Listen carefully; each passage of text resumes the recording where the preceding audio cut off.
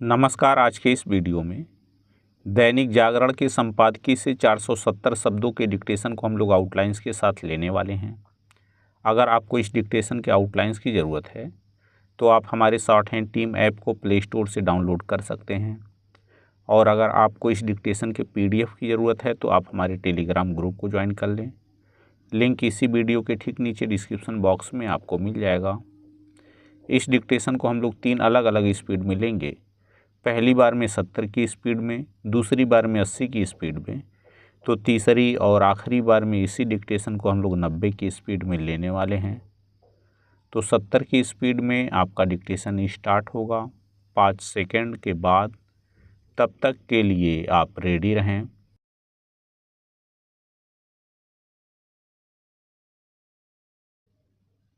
Start.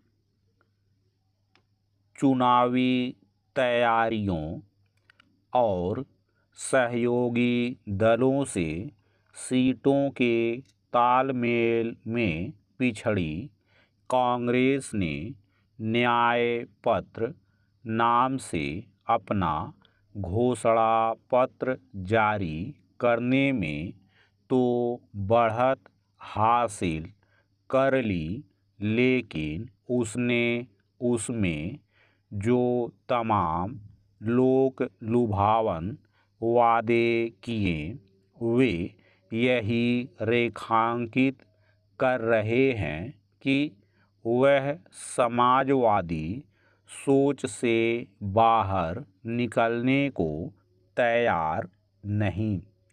Congress ने अपने घोषणा पत्र में जाति जनगणना कराने के साथ आरक्षण की सीमा 50% से अधिक करने का वादा किया है।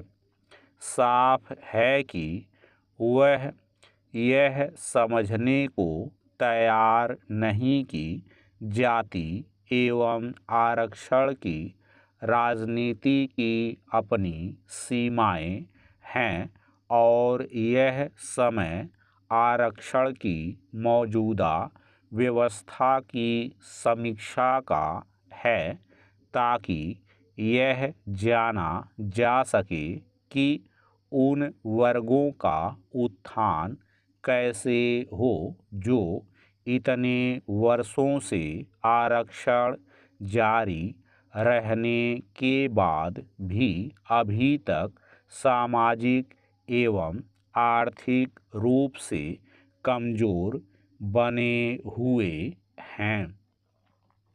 यह निराशाजनक है कि कांग्रेस को अभी भी यह लगता है कि कर्ज माफ़ी के जरिए खेती और किसानों की स्थिति को सुधारा जा सकता है। यह तब है जब यह बार बार प्रमाणित हो चुका है कि कर्ज माफ़ी से किसानों का भला नहीं होता। कांग्रेस ने स्वामीनाथन आयोग की सिफारिशों के अनुरूप MSP की गारंटी वाला कानून बनाने का भी वादा किया है। क्या यह वही कांग्रेस नहीं जिसने मनमोहन सरकार के समय इस आयोग की सिफारिशों को लागू करने से इनकार करने के साथ MSP की गारंटी वाला कानून बनाने की आवश्यकता नहीं समझी थी? पैरा।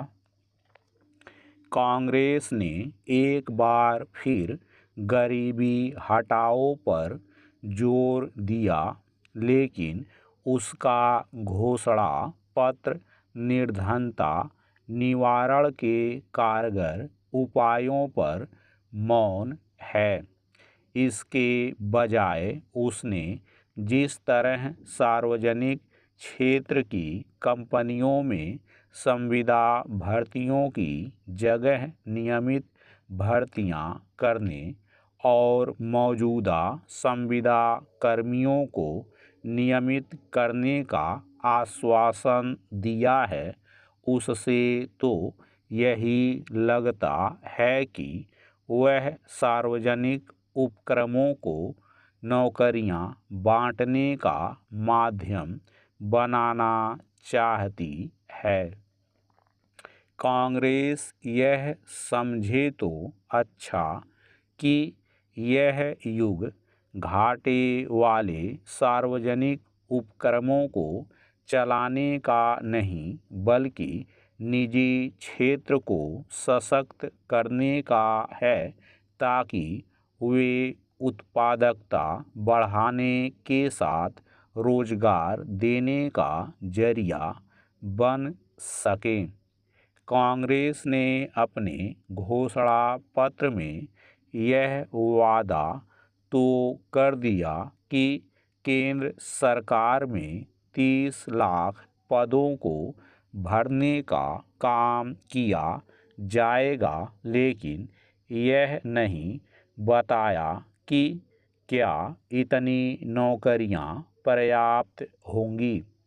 क्या यह उचित नहीं होता कि वह अपने घोषणा पत्र के जरिए यह भी बताती कि वह निजी क्षेत्र में रोजगार के अवसर बढ़ाने और कृषि पर ज़रूरत से ज़्यादा निर्भर लोगों को रोजगार देने के लिए क्या कदम उठाएगी। यह अच्छा है कि कांग्रेस को यह समझ आ गया कि पुरानी पेंशन योजना को बहाल करना मुश्किल है, लेकिन और भी अच्छा होता कि वह यह समझती कि वादों को न्याय कहना ही पर्याप्त नहीं होता, उन्हें पूरा करने की ठोस रूप रेखा भी चाहिए होती है। इसका घोषणा पत्र में अभाव ही दिखता है। स्टॉप। दोस्तों, इसी डिक्टेशन को दूसरी बार में हम लोग 80 की स्पीड में लेंगे और आपका समय स्टार्ट होगा 5 सेकंड के बाद। तब तक के लिए आप रेडी रहें।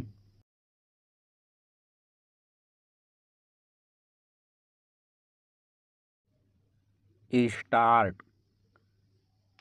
चुनावी तैयारियों और सहयोगी दलों से सीटों के तालमेल में पिछड़ी कांग्रेस ने न्याय पत्र नाम से अपना घोषणा पत्र जारी करने में तो बढ़त हासिल कर ली, लेकिन उसने उसमें जो तमाम लोक लुभावन वादे किए, वे यही रेखांकित कर रहे हैं कि वह समाजवादी सोच से बाहर निकलने को तैयार नहीं। कांग्रेस ने अपने घोषणा पत्र में जाति जनगणना कराने के साथ आरक्षण की सीमा 50% से अधिक करने का वादा किया है। साफ है कि वह यह समझने को तैयार नहीं कि जाति एवं आरक्षण की राजनीति की अपनी सीमाएं हैं और यह समय आरक्षण की मौजूदा व्यवस्था की समीक्षा का है, ताकि यह जाना जा सके कि उन वर्गों का उत्थान कैसे हो जो इतने वर्षों से आरक्षण जारी रहने के बाद भी अभी तक सामाजिक एवं आर्थिक रूप से कमज़ोर बने हुए हैं। यह निराशाजनक है कि कांग्रेस को अभी भी यह लगता है कि कर्ज माफ़ी के जरिए खेती और किसानों की स्थिति को सुधारा जा सकता है। यह तब है जब यह बार बार प्रमाणित हो चुका है कि कर्ज माफ़ी से किसानों का भला नहीं होता। कांग्रेस ने स्वामीनाथन आयोग की सिफारिशों के अनुरूप एमएसपी की गारंटी वाला कानून बनाने का भी वादा किया है।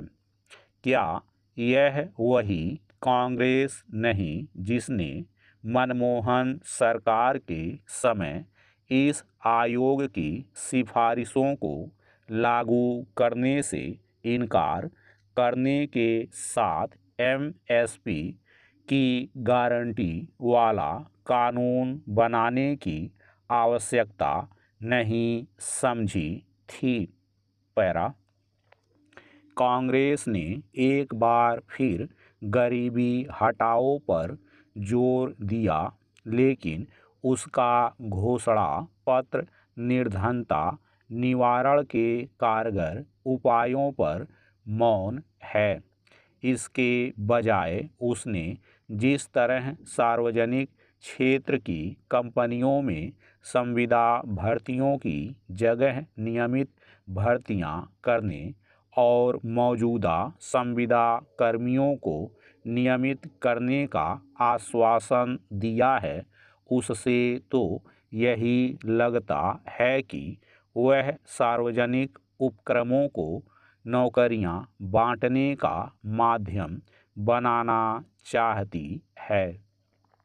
कांग्रेस यह समझे तो अच्छा कि यह युग घाटे वाले सार्वजनिक उपक्रमों को चलाने का नहीं, बल्कि निजी क्षेत्र को सशक्त करने का है, ताकि वे उत्पादकता बढ़ाने के साथ रोजगार देने का जरिया बन सकें।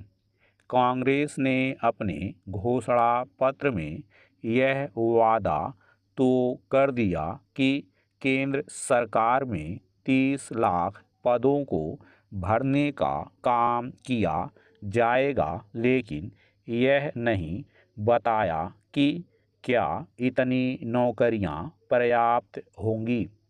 क्या यह उचित नहीं होता कि वह अपने घोषणा पत्र के जरिए यह भी बताती कि वह निजी क्षेत्र में रोजगार के अवसर बढ़ाने और कृषि पर ज़रूरत से ज़्यादा निर्भर लोगों को रोजगार देने के लिए क्या कदम उठाएगी?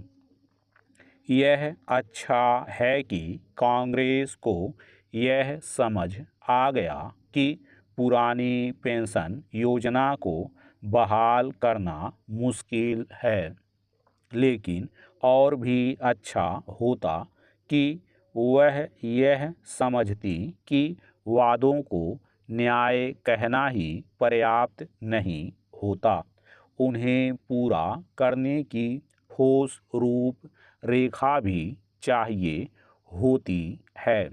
इसका घोषणा पत्र में अभाव ही दिखता है।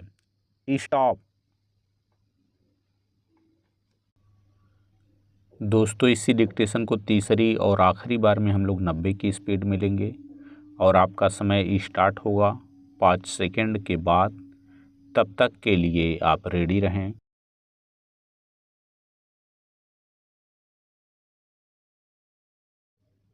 स्टार्ट। चुनावी तैयारियों और सहयोगी दलों से सीटों के तालमेल में पिछड़ी कांग्रेस ने न्याय पत्र नाम से अपना घोषणा पत्र जारी करने में तो बढ़त हासिल कर ली, लेकिन उसने उसमें जो तमाम लोक लुभावन वादे किए वे यही रेखांकित कर रहे हैं कि वह समाजवादी सोच से बाहर निकलने को तैयार नहीं। कांग्रेस ने अपने घोषणा पत्र में जाति जनगणना कराने के साथ आरक्षण की सीमा 50% से अधिक करने का वादा किया है।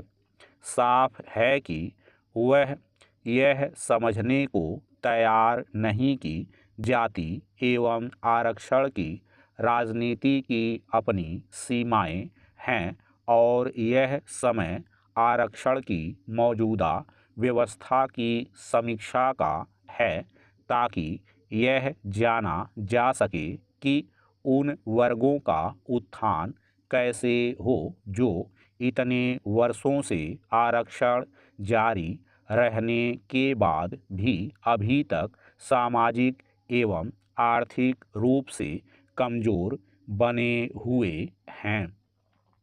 यह निराशाजनक है कि कांग्रेस को अभी भी यह लगता है कि कर्ज माफ़ी के जरिए खेती और किसानों की स्थिति को सुधारा जा सकता है। यह तब है जब यह बार बार प्रमाणित हो चुका है कि कर्ज माफ़ी से किसानों का भला नहीं होता। कांग्रेस ने स्वामीनाथन आयोग की सिफारिशों के अनुरूप एमएसपी की गारंटी वाला कानून बनाने का भी वादा किया है। क्या यह वही कांग्रेस नहीं जिसने मनमोहन सरकार के समय इस आयोग की सिफारिशों को लागू करने से इनकार करने के साथ एमएसपी की गारंटी वाला कानून बनाने की आवश्यकता नहीं समझी थी? पैरा, कांग्रेस ने एक बार फिर गरीबी हटाओ पर जोर दिया, लेकिन उसका घोषणा पत्र निर्धनता निवारण के कारगर उपायों पर मौन है।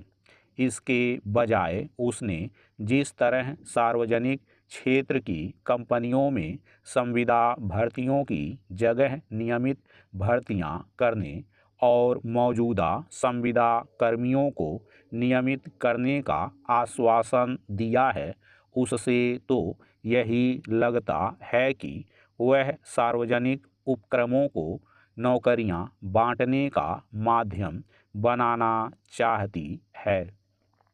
कांग्रेस यह समझे तो अच्छा कि यह युग घाटे वाले सार्वजनिक उपक्रमों को चलाने का नहीं बल्कि निजी क्षेत्र को सशक्त करने का है, ताकि वे उत्पादकता बढ़ाने के साथ रोजगार देने का जरिया बन सकें। कांग्रेस ने अपने घोषणा पत्र में यह वादा तो कर दिया कि केंद्र सरकार में 30 लाख पदों को भरने का काम किया जाएगा, लेकिन यह नहीं बताया कि क्या इतनी नौकरियां पर्याप्त होंगी। क्या यह उचित नहीं होता कि वह अपने घोषणा पत्र के जरिए यह भी बताती कि वह निजी क्षेत्र में रोजगार के अवसर बढ़ाने और कृषि पर ज़रूरत से ज़्यादा निर्भर लोगों को रोजगार देने के लिए क्या कदम उठाएगी? यह अच्छा है कि कांग्रेस को यह समझ आ गया कि पुरानी पेंशन योजना को बहाल करना मुश्किल है, लेकिन और भी अच्छा होता कि वह यह समझती कि वादों को न्याय कहना ही पर्याप्त नहीं होता, उन्हें पूरा करने की ठोस रूप रेखा भी चाहिए होती है। इसका घोषणा पत्र में अभाव ही दिखता है। स्टॉप